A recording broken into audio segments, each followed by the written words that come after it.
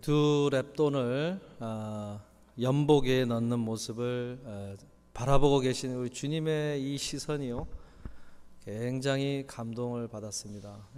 오늘 우리를 지켜보고 계신다, 이 메시지를 참 이 영상을 보면서 받게 됐는데, 여러분, 우리가 하는 모든 거 다른 누가 안 알아줘도 우리 주님께서 지켜보고 계시는 줄로 믿습니다. 오늘 말씀을 들으실 때 주보에 실어드린 그 순 노트를 활용하셔서 순모임을 준비해 주시면 좋겠습니다. 여러분, 오늘 말씀에 보면은 지난주에 이어서 집사를 세울 때 어떤 기준으로 세워야 하는지에 대해서 말씀을 하고 있습니다.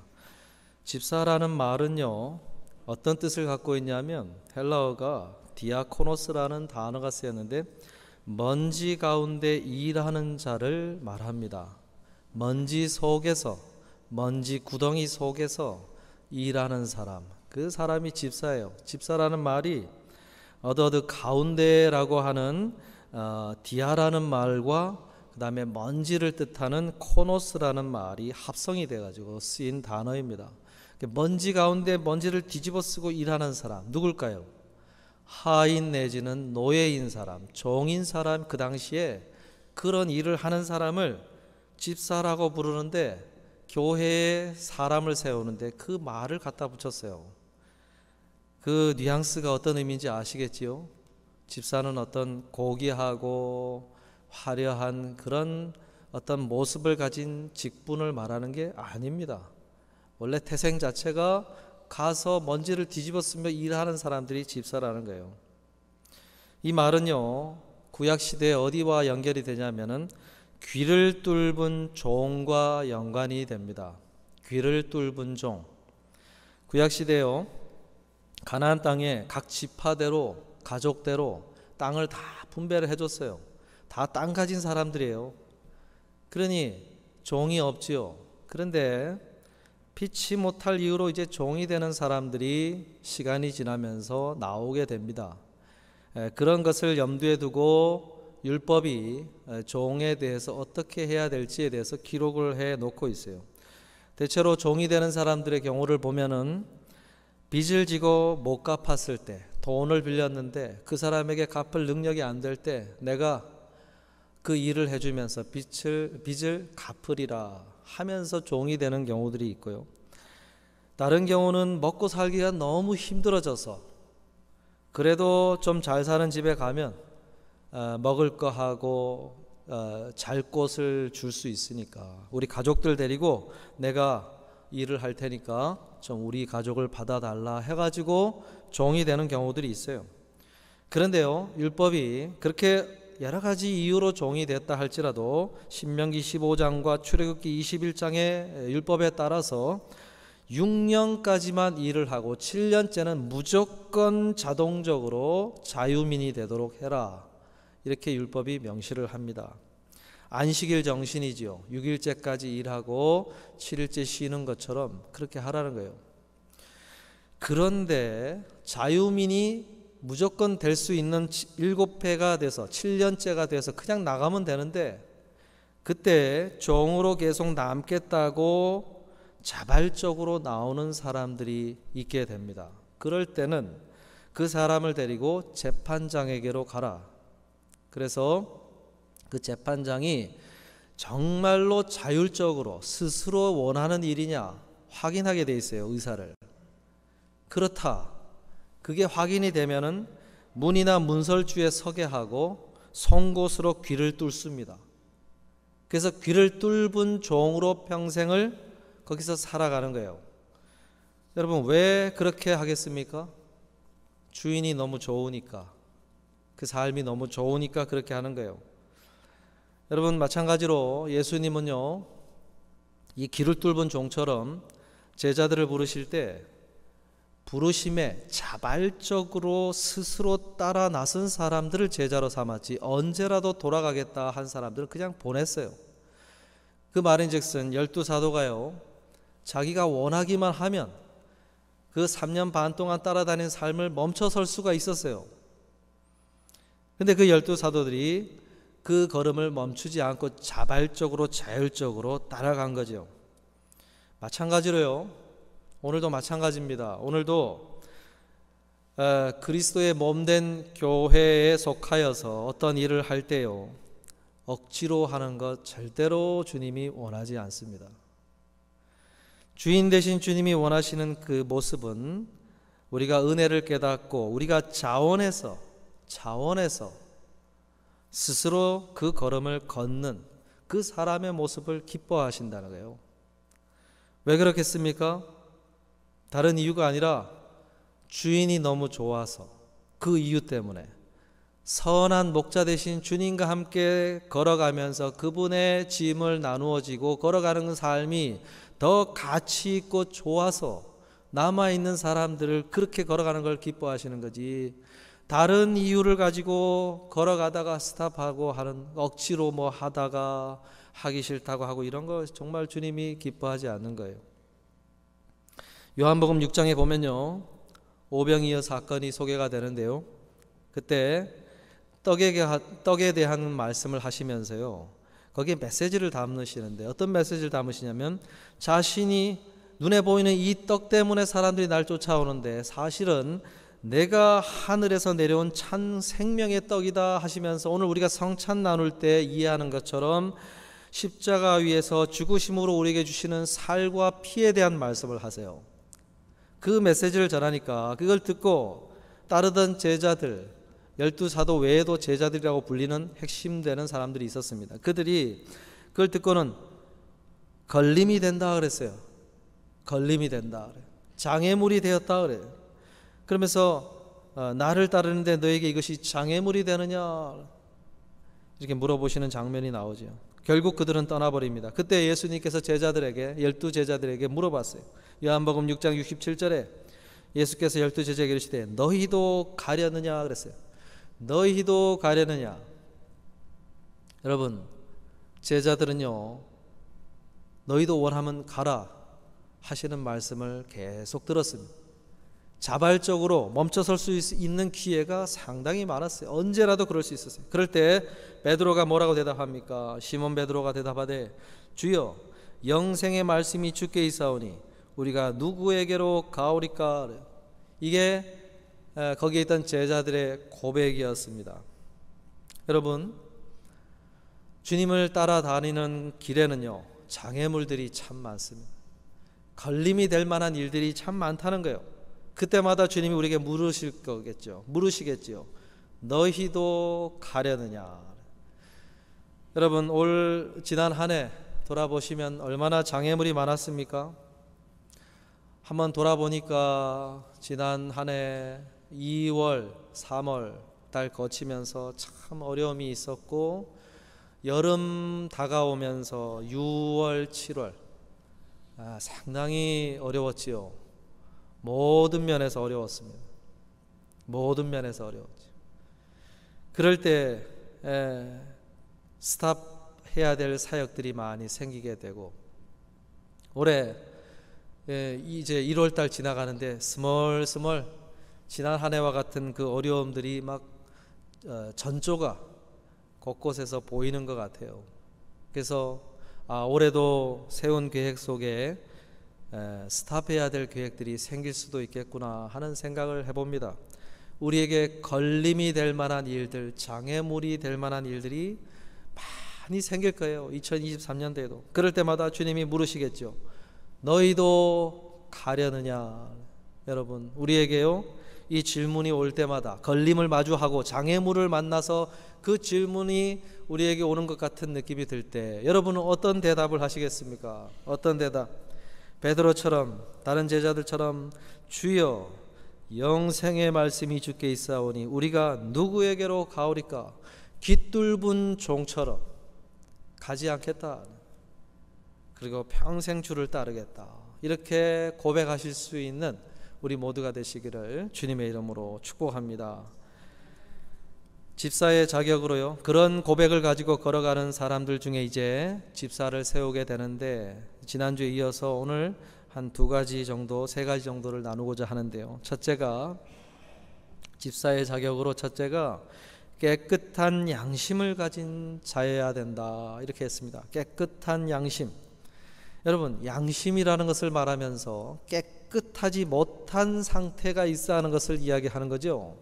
깨끗한 상태에 있는 양심이 있고 깨끗하지 못한 상태에 있는 양심이 있다, 이렇게 말하는 거예요. 양심이라고 하는 이 말을요 가리키는 헬라어 단어가 그 속에 어떤 의미가 담겨 있냐면 모양이라고 하는 단어가 들어있어요. 모양. 우리의 마음에 주님께서 디자인하신 어떤 모양이 있는데 그것이 양심이라고 하는 것을 표현하고 있는 거예요. 그래서 원래 하나님이 디자인하신 모습이 아니라 마구 더럽혀지고 일그러져 있는, 그래서 제 기능을 할 수 없는 상태를 가진 양심을 하고 있을 수가 있다, 이렇게 이야기를 하는 거예요. 여러분, 하나님께서 왜 이 양심을 두셨을까? 왜 이 양심이라는 것을 두셨을까? 그 이유가 뭘까요? 어떤 판단 기준을 갖도록 하기 위해서 양심을 두셨다고 할 수 있어요. 판단 기준. 여러분, 아이에게요, 아이가 어렸을 때는 하나부터 열까지 엄마 아빠가, 부모가 다 가르쳐 주지 않습니까? 이거는 이렇게 하는 거야, 이거는 저렇게 하는 거야, 그죠? 뭐 하나부터 열까지 다 가르쳐 줘요. 챙겨주고. 그런데요, 아이가 점점 커갈수록 그런 방식으로 아이를 가르칠 수 없습니다. 대답해 줄 수 없는 내용들이 너무 많고요. 그리고 부모가 따라다니면서 하나하나 코칭할 수 있는 그러한 범위를 넘어서는 그러한 일들을 마주하게 되는 것이 이제 아이들이 점점 커가면서 일어나는 일들이죠. 그럴 때는 아이에게 무엇이 필요하냐면 판단 기준을 갖도록 하는 것이 굉장히 중요합니다. 부모가 옆에 서서 가르쳐 줄 수 없어도, 그리고 정말 부모조차도 대답해 줄 수 없는 그 문제 앞에서 어떤 것이 옳고 그른지 그것을 판단할 수 있는 어떤 기준점을 아이들이 가지면서 그 문제 앞에서 결정을 내리는 것이 굉장히 필요해요. 하나님께서 사람의 마음에 이 양심이라는 것을 둔 이유는 그런 기준점을 갖도록 하나님이 디자인하신 거예요. 그래서 하나님의 말씀이 일일이 코칭해 주지 않아도 생겨나는 문제 앞에서 어떻게 할까, 이것을 판단할 수 있는 기준을 내릴 때 이 선한 양심이 작동하도록 하나님이 그것을 마음속에 두셨다는 거예요. 그런데 그 양심이 제대로 작동하지 않고 있는 상태가 깨끗하지 못한 상태라는 거죠. 여러분, 우리가 어떻게 하면 이 깨끗한 양심을 가질 수 있을까? 어떻게 하면 가질 수 있을까요? 마태복음 23장 26절에 보면 예수님께서 바리새인들에게 이와 같은 말씀을 하셨습니다. 눈먼 바리새인이여, 너는 먼저 안을 깨끗이 하라. 그리하면 겉도 깨끗하리라 그랬어요. 바리새인들을 향해서 안을 깨끗이 해라 그랬어요. 마음을 깨끗하게 하라고 말씀을 하신 거죠. 그 문맥을 보니까 예수님께서 바리새인들을 향해서 회개하라라는 메시지를 말씀을 하셨어요. 근데 그 말씀을 듣고 반응하지 않는 바리새인들로 하여금 이렇게 말씀을 하신 거예요. 그 말씀을 듣고 회개함으로 마음을 깨끗이 해라, 이렇게 표현을 하신 거예요. 여러분, 깨끗한 양심에 어떻게 깨끗한 양심을 가질 수 있느냐? 그것은요, 하나님의 말씀과 그에 대한 합당한 반응을, 특별히 회개를 통해서 이루어진다고 말씀을 하신 것입니다. 우리의 마음은요, 하나님의 말씀을 듣고 그 양심을 디자인하신, 창조하신 하나님의 말씀을 듣고 그에 맞추어 나의 생각과 마음의 판단을 맞추어 갈 때, 방향을 틀고 결정을 바꾸고 하면서 그 양심의 모양이 온전해진다는 거예요. 그래서 깨끗한 모양을 갖게 된다는 거죠. 양심은 하나님의 말씀을 맞추어 걸어가면서 온전해지는 것입니다. 가룟 유다에게, 예수님의 제자 가룟 유다에게 예수님은 수많은 기회를 주셨습니다. 그가 하려는 계획에 대해서 돌아설 것을 몇 번에 걸쳐서 말씀을 하셨어요.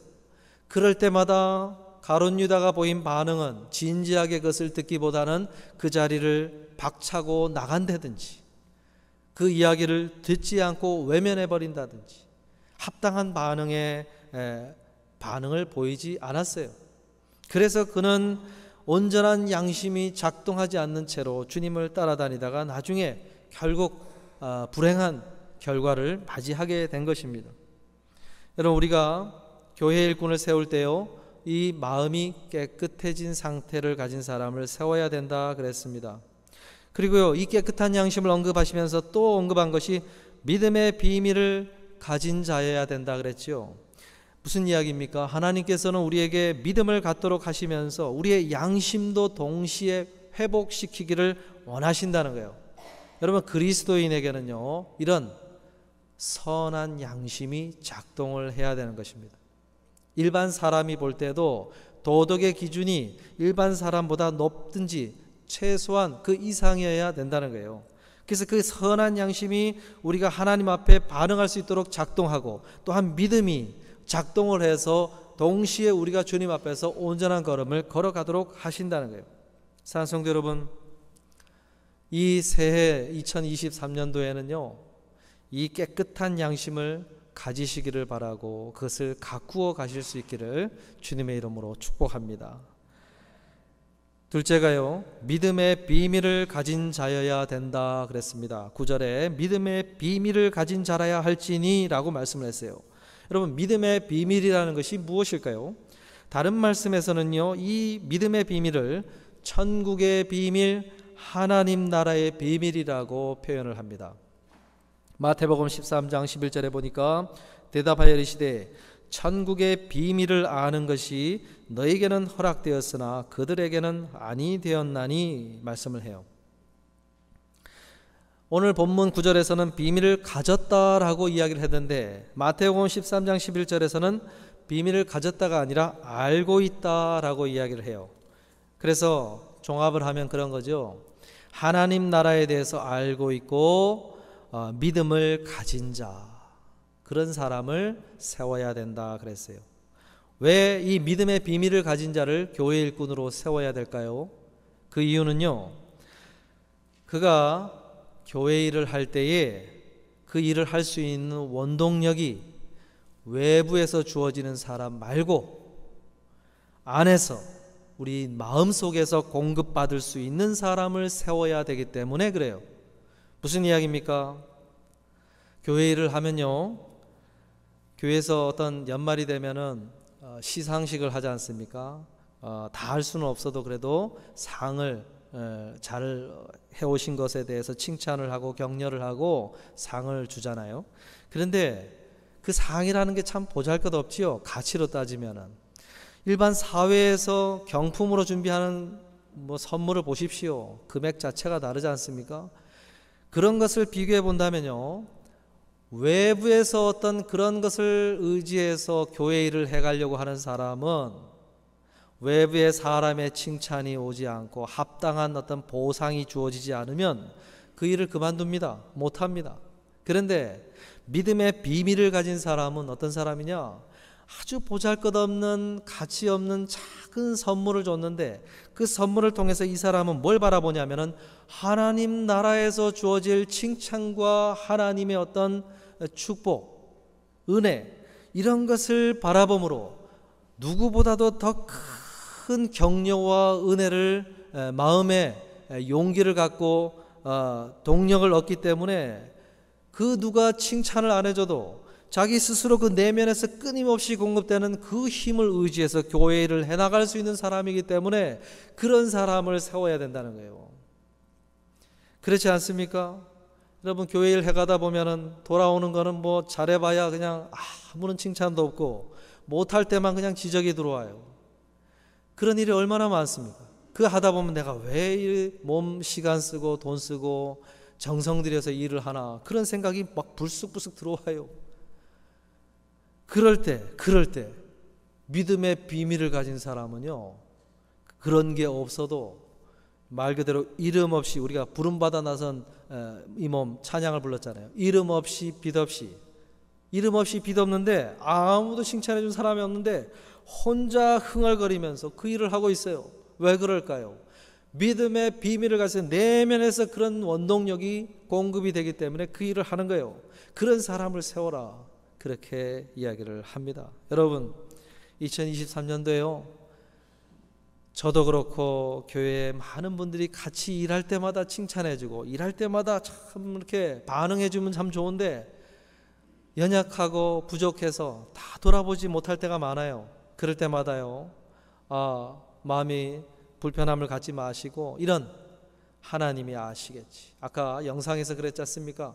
2렙돈을 또 넣는 그 과부를 흐뭇하게 지켜보고 계신 그 주님의 시선을 생각하면서 그것 때문에 다시금 일을 하시고 기뻐하실 수 있는 우리 모두가 되시기를 주님의 이름으로 축복합니다. 어떻게 믿음의 비밀이 있게 되는가? 그것은요, 어떻게 그러면 이 믿음의 비밀이 우리 안에 생길 수 있을까요? 그것은요, 배움과 순종을 통해서 이루어지는 것입니다. 배움과 순종. 믿음의 비밀은요, 다른 데서 주어지지 않습니다. 오늘 우리가 이렇게 말씀을 들여다보니까 이런 것이 하나하나 새록새록 생각이 나고 깨달아지지 않습니까? 주님의 말씀을 통해 하나님의 말씀을 배움으로 그것을 알게 되고요, 갖게 되는 거예요. 그런데 단순히 듣는 것만 한다고 해서 주어지는 게 아니에요. 여러분, 들음의 차원에서만 생각하면요, 가룟 유다도 있어야 돼요. 그게 있어야 돼요. 믿음의 비밀을 가졌어야 되지요. 정말로 원형적인 가르침을 눈앞에서 생생하게 3년 반 동안 다 들었지 않습니까? 가룟 유다가 그 누구보다 들었지 않습니까? 그런데 그가 이게 없어요. 왜 그럴까요? 왜 그럴까요? 단순히 듣기만 한다고 해서 그 들음이 완성이 되는 게 아니라는 거죠. 그 들음의 그 알의 완성은 주님의 말씀을 듣고 거기에 합당한 반응, 순종하는 걸음을 걸어갈 때 그 배움이 완성이 된다는 거예요. 요한복음 7장 17절에 보면요, 사람이 하나님의 뜻을 행하려 하면 이 교훈이 하나님께로부터 왔는지 내가 스스로 말함인지 알리라 그랬어요. 이 알의 완성이 어디서 이루어집니까? 하나님의 뜻을 행하려 하면. 여러분에게 다 인생 구절이 있지 않습니까? 특별한 말씀들이 새겨질 수가 있어요. 그 왜 생겼습니까? 그냥 듣기만 해서 된 게 아니에요. 거기에는 내가 분명히 특별한 어떤 기도가 있었을 터이고 특별한 삶의 순간에서 그 말씀을 받는 과정이 있었고 그러한 반응이 있었기 때문에 그 말씀이 잊혀지지 않는 특별한 말씀으로 내 마음판에 새겨진 거예요. 여러분, 그러한 배움과 순종하는 것을 통해서 믿음의 비밀은 우리에게 주어진다고 말씀을 하십니다. 누가복음 6장 46절에 너희는 나를 불러 주여 주여 하면서도 어찌하여 내가 말하는 것을 행하지 아니하느냐. 이들은 믿음의 비밀의 그 알매 완성이 되지 않은 사람들이 주여 주여 했는데 내가 말하는 것, 주께서 말하신 말을 행하지 않기 때문에 믿음의 비밀로 간직되지 못하는 그러한 불완전한 지식을 갖고 있는 사람들을 표현한 것입니다. 여러분 올 한 해 배움의 현장만 갖지 마시고요, 순종의 현장을 가지시길 바랍니다. 순종의 현장, 그게 있어야 완성이 돼요. 그 순종하는 현장을 통해서 배운 말씀이 이 말씀이 이런 뜻이구나 하는 깨달음이 거기서 생겨요. 거기서.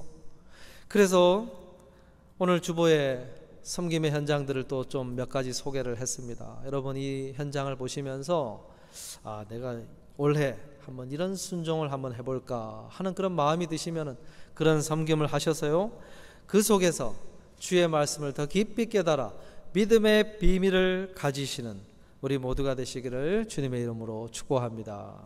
말씀을 마치려고 하는데요, 일꾼으로 세워지는 남자들에 대해서만 얘기하다가 이제 여인들에 대한 말씀을 하시지요. 11절에 말씀을 하고 있는데 거기 보니까 어떤 이야기들을 합니까? 남자들과 겹치는 부분들이 많이 있어요. 정숙하고 어떤 모함하지 않고 절제하고 모든 일에 충성되어야 한다, 이렇게 말씀을 했는데요, 어떤 상대방을 존중히 여기는 태도, 절제할 수 있는 것 지난주에 다 나눴죠. 그리고 충성, 변함없이 신실한 자세와 태도에 대해서 말하고 있어요. 근데 한 가지 좀 다르게 이야기하는 게 있어요. 언어 생활에 대해서요, 남자 집사들에 대해서는 일구이연을 하지 않는다 그랬지요. 사람 앞에서 이 말하고 다른 사람 앞에 가서 저 말하고 같은 사람을 향하여 두 말하지 않는 그것을 하라고 그랬는데, 여인들에 대해서는요 모함하지 않는 거 이야기했어요. 모함하지 말라 그랬어요. 모함하지 말라. 여러분, 이 모함하다라는 이 말은요 헬라어의 뜻이 디아볼로스라는 뜻이 단어가 사용이 되는데, 어떤 뜻이냐면요 마귀를 닮았다라는 뜻이에요. 마귀를 닮았다.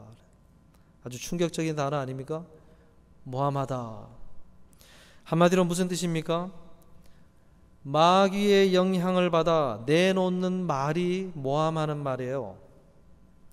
여러분, 우리가 이 언어 생활에요 영적인 싸움이 있다는 거예요. 영적인 싸움. 우리가 성령의 영향력 아래 있지 않으면요 사단 마귀의 영향력을 받아 내놓는 말이 있게 돼요. 그럴 때요 그 포인트에 그 말을 하게 될 때 이것이 어디와 연결되냐면 그 사람을 실족하게 만드는 일이 생겨버립니다. 실족하게 만드는, 이게 사단을 닮은 말을 하게 된 거예요.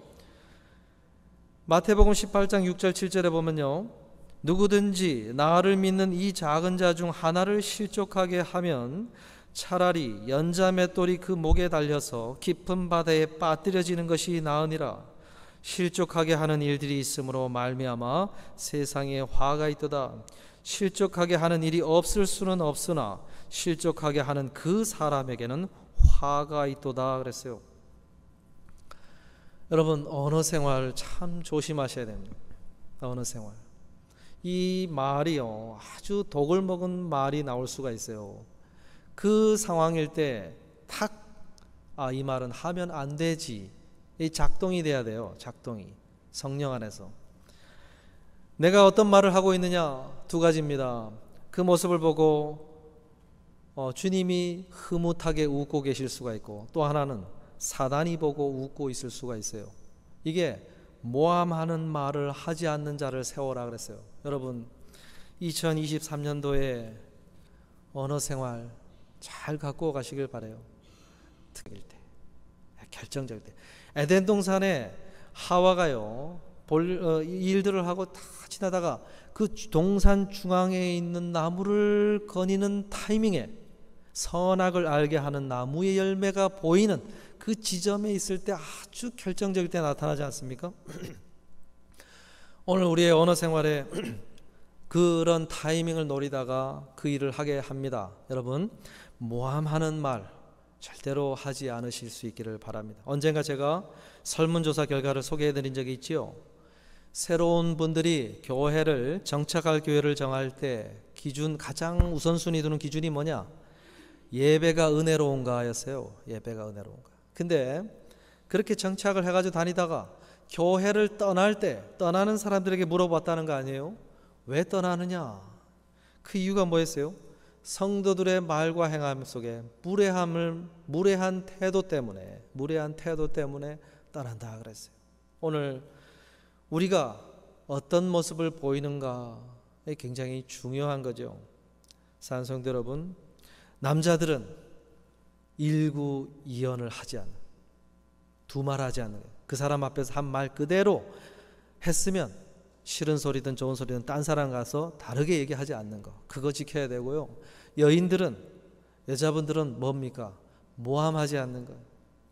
그 말 하지 않으셔서 우리가 2023년도에 우리를 볼 때 주님이 흐뭇하게 보시는 그런 모습으로 우리의 모든 것을 갖고 가시는 우리 모두가 되셔서 주님 앞에 연말에 가서 쓰셨을 때 잘했다 칭찬 들으시는 우리 모두가 되시기를 주님의 이름으로 축복합니다. 기도하겠습니다.